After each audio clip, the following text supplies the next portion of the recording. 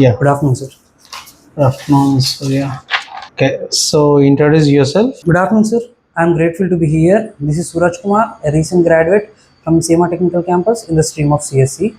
I have done my academic projects on stroke risk prediction using machine learning algorithms, and during my graduation, I have done many projects, and one of the projects is rainfall prediction using neural network analysis. Mm-hmm. And during my training here with multi-cloud with DevSecOps, I have done 3 projects. One is 3-tier architecture, Azure Global Load Balancer, and Windows image creation using Tata. Okay. Can you explain me about the project, 3-tier architecture? What is 3-tier?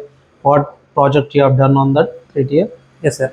In 3-tier architecture, we used to create 3 servers in 3 different resource groups. In a single resource group, in 3 different subnets. In web subnet, we used to host Nginx. In app subnet, we used to host Tomcat. In DB subnet, we used to host SQL.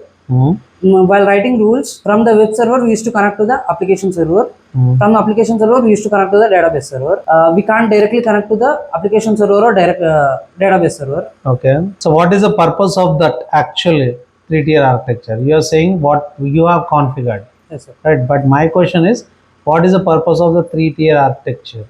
Basically, companies use 3-tier architecture in order to connect to the machines. Like for example, banking pages. First, we need to connect to the web server. Then, after logging with your portal credentials, we used to get into the application.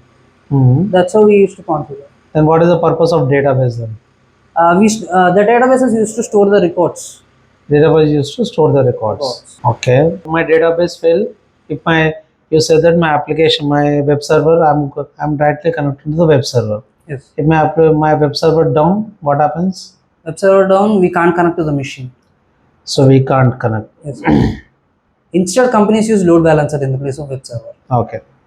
Yes, correct. So I was expecting that. Yeah. So real time, yes, definitely load balancer is going to use. So coming to Azure load balancer. Yes. So what is exactly global load balancer? What do you mean by the global load balancer? How it works? In Azure global load balancer, it used to work. We used to connect 2 different load balancers in regional. It used to connect different regional load balancers.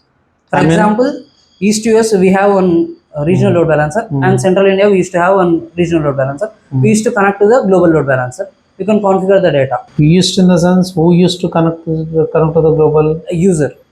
User by using public IP of the load balancer or domain name. So you're saying public IP. Yes, sir. Why user need public IP to connect? What's happening exactly by using that load balancing? Web traffic or application traffic. Web traffic and application traffic.